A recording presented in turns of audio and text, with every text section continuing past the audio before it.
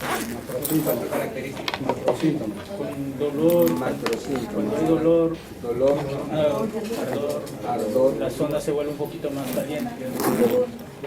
calor, Picazón. picazón. El arroz. Cuando hay una rocha, Pero no.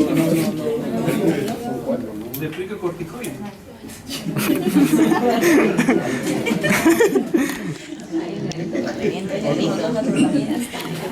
A ver, te pregunto, ¿tú estás inflamado? Hasta kilómetro, ya se nota hasta kilómetro. Falta de algún Es gordito, sí. Eso fue una indirecta. A ver, nuevamente. ¿Tú estás inflamada? Sí, sí. No sabes. Por las características que me han dicho, deberías saber si estás o no inflamada. No estás inflamada. Muy bien. Eso significa que la inflamación siempre es visible. No siempre. Pero según las características que me han dado, son los que se ven. son las que se ven. Entonces, puede haber inflamación sin que se vea.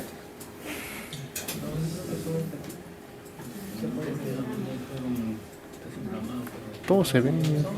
Todo se ve. Yo sé que sí.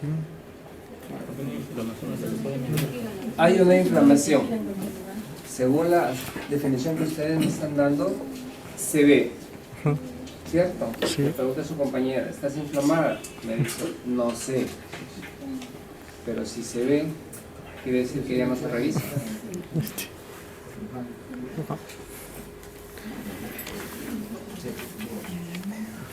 ¿Y cómo sabríamos en este momento si tenemos un proceso inflamatorio? Dolor. Entonces, ¿te duele algo? No te duele. No estás inflamada. Bajo ese punto de vista sería muy sencillo. Y le bastaría al médico simplemente preguntarle al paciente, ¿te duele algo? ¿Te quema algo? ¿Te pica algo? ¿Cierto? Entonces, listo, vayas a su casa. Está sano. Pero no es tan sencillo realmente. El proceso inflamatorio, que aparentemente debería ser algo visible, muchas veces no lo es. Y puede ser el inicio de complicaciones bastante serias. Pero bueno, habría que entender primero a qué se refiere ese proceso inflamatorio. ¿Qué cosa es para ti inflamación?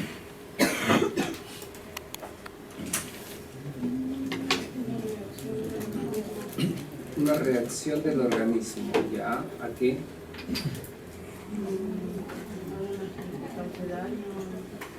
Algún agente que cause daño. Necesariamente el agente tiene que causar daño. O sea, no podría haber un agente que no cause daño y que te provoque inflamación.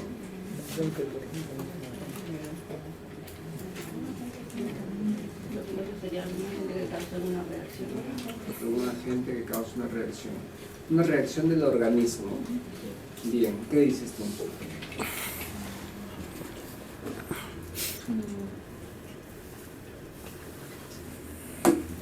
Una inflamación en todo caso sería un mecanismo del organismo el cual nos está diciendo que algo está mal, que puede ser un golpe, puede ser por algún tipo de microorganismo también.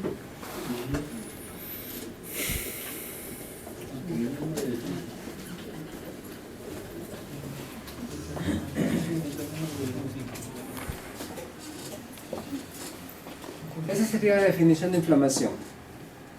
¿Sí? Una reacción. Bien, pero hay que entender que más que una reacción es cómo el tejido se defiende. Podrán decir ustedes, el organismo, sí, pero el organismo es grande, ¿cierto? ¿Qué cosa es lo que se defiende? Más que defenderse es una reacción. Y no es uno solo. Por eso que es un conjunto de mecanismos. ¿Sí? Y dentro de lo más sencillo que podríamos decir una inflamación, dentro de lo más sencillo, ingresa el agente extraño. Sabemos nosotros que nuestros macrófagos, nuevamente, mecanismo de defensa inmunológico, salen a defendernos y al momento de salir a defendernos se produce ahí una reacción y esta reacción provoca ciertas características, ciertos cambios. ¿Sí? Pero es algo natural. Entonces la pregunta es, ¿la inflamación es buena o es mala? Es buena. Y si es buena, ¿por qué nos provoca daño? Cuando no se trata bien. Cuando no se le trata. Significa que hay que tratar la inflamación. No, tratar al agente que está causando esa inflamación. ¿Y entonces por qué tomas antiinflamatorios?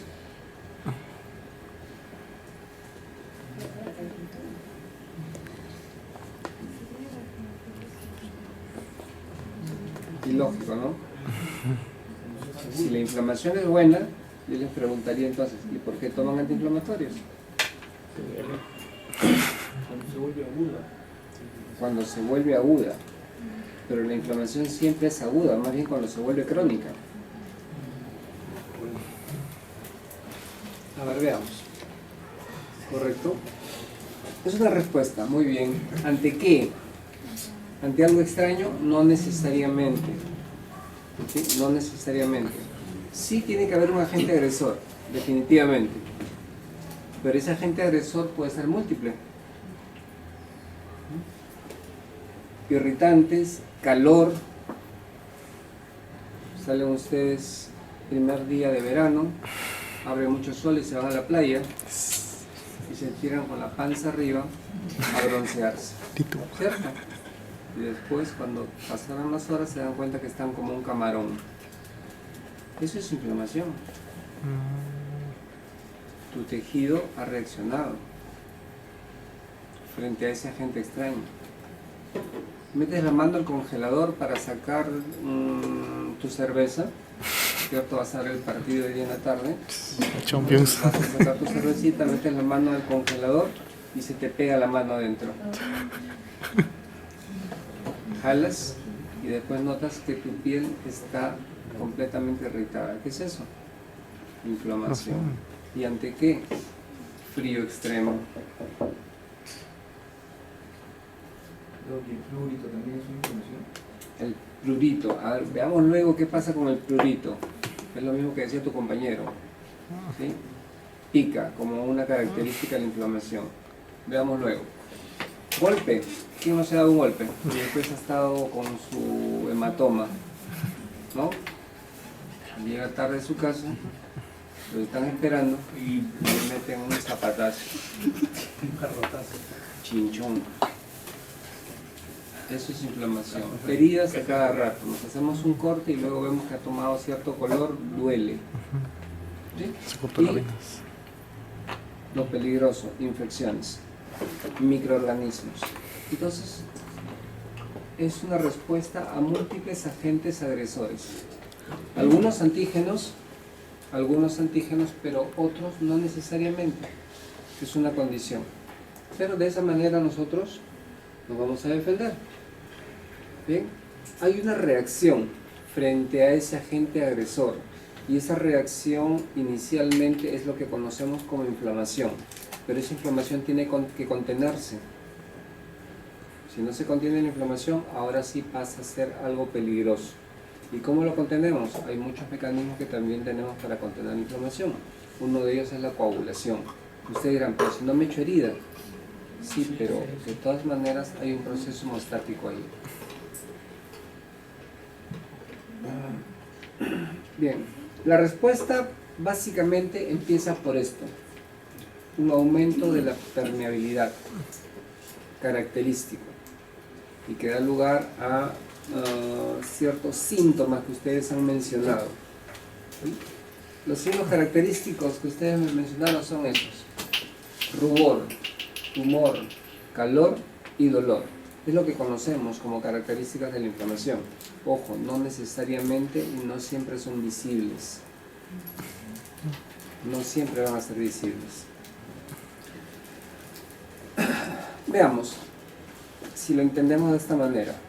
¿Bien? Y pongamos como ejemplo lo que sucede con el ingreso de microorganismos. Hay una lesión, ingresan los microorganismos. ¿Qué es lo primero que tiene que suceder allí? Liberación de histamina. Liberación de histamina. ¿Por qué tendría que liberarse en ese momento la histamina? Porque la célula dendrítica o el macrófago libera al mismo tiempo que las interleuquinas, libera también histamina. Ah, correcto, me estás hablando de interleuquinas, me estás hablando de histaminas. Te preguntaría yo, ¿quién libera la histamina? ¿Dónde está la histamina, en otras palabras? En los macrófagos. Ah, interesante. Ojo, está en los macrófagos, perfecto. Pero la pregunta que les hice fue, ingresaron los microorganismos. ¿Qué es lo primero que va a ocurrir allí? Intentar fagocitarlos. ¿Cuál? ¿Fagocitosis? Fagocitar. ¿Sí? Fagocitar. A ver, ¿qué nos dice Ciprián? No está.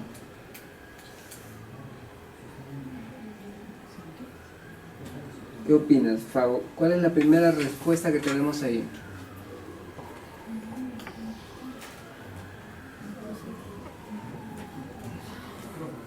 Macrófagos. Sí, hay macrófagos y los macrófagos deben ir a ese lugar. ¿Correcto? Esa sería nuestra primera respuesta. Pero, algo importante, esos macrófagos ya llegaron. Y ahora,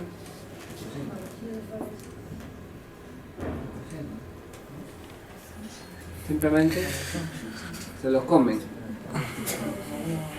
Fagocitosis.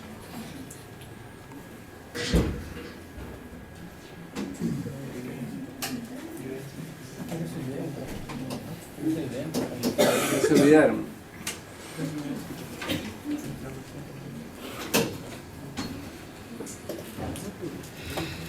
¿Nadie recuerda? A ver, creo que el ejemplo fue contigo. ¿Sí? Recuerdo que fue contigo el ejemplo, que llegabas, estabas en tu casa con tu bolero puesto y mirabas tu novio el macrófago.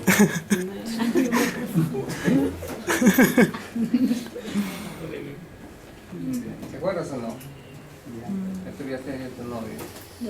Ya cambió, dice.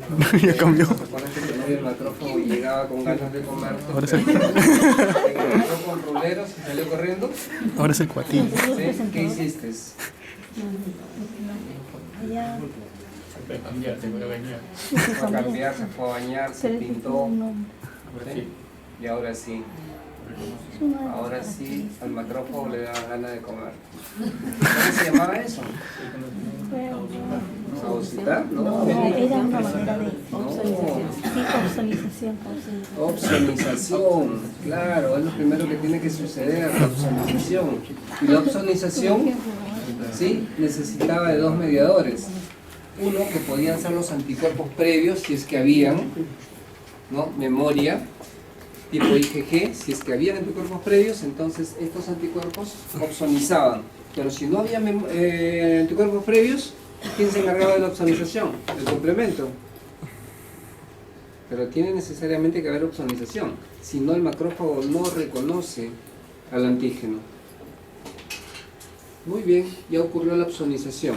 Entonces, ahora sí, ese macrófago está listo para fagocitar. Y lo hace. Lo hace. El macrófago se acerca y empieza a hacer su trabajo, fagocitosis. Pero esa fagocitosis implica todo un mecanismo que lo describimos en algún momento. Ha habido un reconocimiento, perfecto, ese reconocimiento sucedió.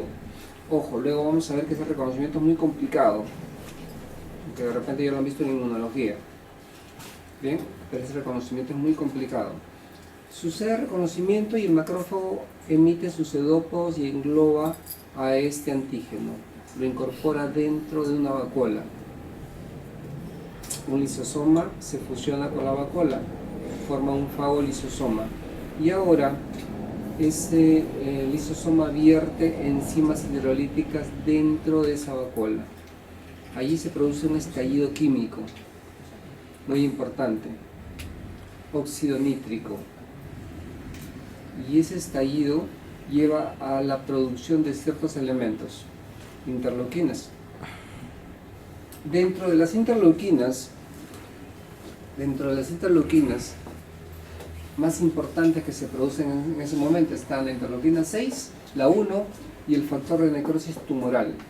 Estas son consideradas las interleuquinas inflamatorias. ¿Y qué sucede con estas interleuquinas? Sirven como una señal, un llamado. ¿Y a quién llaman? Pues necesitan ayuda. Esos macrófagos no son suficientes para destruir al antígeno. Entonces llaman a los compañeros. Señales de alerta. Esas señales suponen que mastocitos degranulen. Y los gránulos que se liberan son los gránulos de histamina. Ahora sí, recién está la histamina. Pero ojo, para que se pueda liberar, tiene que haber una señal, interleuquinas inflamatorias. Esas interleuquinas inflamatorias provocan cambios a nivel de la membrana vascular. Cambios muy importantes. Tienen que hacerla más permeable. Por acá circula sangre. Y con esta sangre están los elementos formes. Macrófagos, o leucocitos, perdón, hematíes, plaquetas. Los que van a participar en esta respuesta inflamatoria. Pero están aquí atrapados. ¿No es cierto? Tienen que pasar al otro extremo y para ello tienen que haber cambios en la permeabilidad. Esos cambios y los gránulos de histamina que provocan una vasodilatación inicialmente hacen que los macrófagos puedan ingresar. Pero ojo, conforme van ingresando, observen, plaquetas, complemento, proteínas, pasan al tejido. Y esos cambios son importantes porque son los que van a dar lugar a las características de la inflamación. ¿Qué sucedía? Dolor, una característica. Ah, muy bien. ¿Por qué se produce el dolor? Porque hay líquido que pasa al tejido. Y líquido en el tejido significa edema, hinchazón, tumoración, como le queramos llamar. ¿Sí? Pero ¿qué más? Ojo, sangre, hematíes, pasan también al tejido. Color, recuerdan, se pone rojito. Un aumento de la vascularización, aumento de la permeabilidad. Bien, ahí tenemos dolor. Aumento de la temperatura, interleuquinas inflamatorias, termogénicas, calor. Eso es lo que sucede. Por eso los cambios y la característica de la inflamación. Muy bien. Y aparentemente allí debería terminar todo. Aparentemente allí debería terminar todo. Pero ocurren cambios mucho más importantes. Si la inflamación continúa, empieza a ingresar más contenido vascular. El proceso se hace más intenso. Pero lo más importante, se siguen produciendo interleuquinas inflamatorias. Y así como se producen las interleuquinas inflamatorias para que actúen en la zona afectada, estas interleuquinas también pasan a la sangre y viajan. Y si están en cantidad importante, pueden afectar otros órganos y sistemas. Y eso podría contribuir a que se produzca un fenómeno grave, la sepsis. La sepsis no la vemos. Inflamaciones que ocurren en órganos internos, no lo vemos. Preguntábamos, ¿estás inflamado? Aparentemente no, si lo describimos simplemente como algo visible. Pero lo que ocurre en órganos internos, que es mucho más importante, no son visibles. ¿Bien? Y entonces la pregunta sería, ¿cómo saber que hay un proceso inflamatorio si no lo puedo visualizar? Cuando hay un proceso inflamatorio prolongado, cuando se van a ingresar a lo que es la anemia.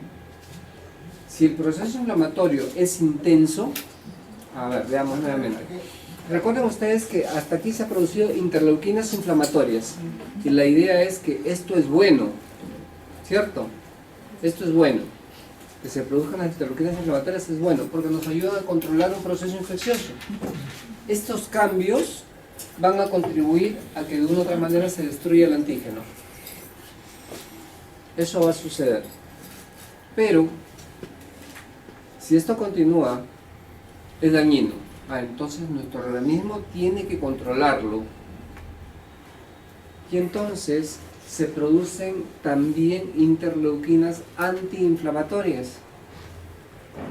Principalmente la interleuquina 1RA. Principalmente esa. ¿Sí? Esa es la antiinflamatoria. Muy bien. ¿Para qué? Para que haya un balance. Y ese balance lleva a que este proceso inflamatorio se detenga y desaparezca. Sí, pues, porque era bueno, pero lamentablemente no puede prolongarse. ¿Bien? Ojo, pero también viene otro problema. Si es que las interleuquinas antiinflamatorias prevalecen ahora, también es dañino. Ambos extremos son dañinos. El proceso inflamatorio o el antiinflamatorio, si uno de los dos predomina, son dañinos los dos. Tiene que haber un balance. ¿Perdón? A ver, luego estamos adelantando para que me entiendan que tiene que haber un balance, ¿correcto? Entonces alguien más tiene que mediar ese proceso. Y ese proceso, bueno, te adelanto algo, ese proceso también lo hacen los leucocitos. Estos macrófagos también producen las interleuquinas antiinflamatorias.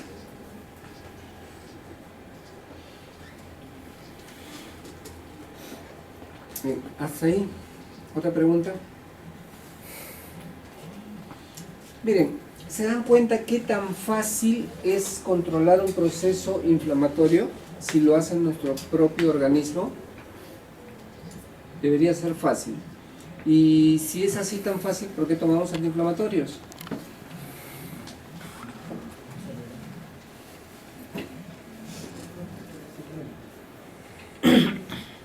Por el desbalance, podría ser.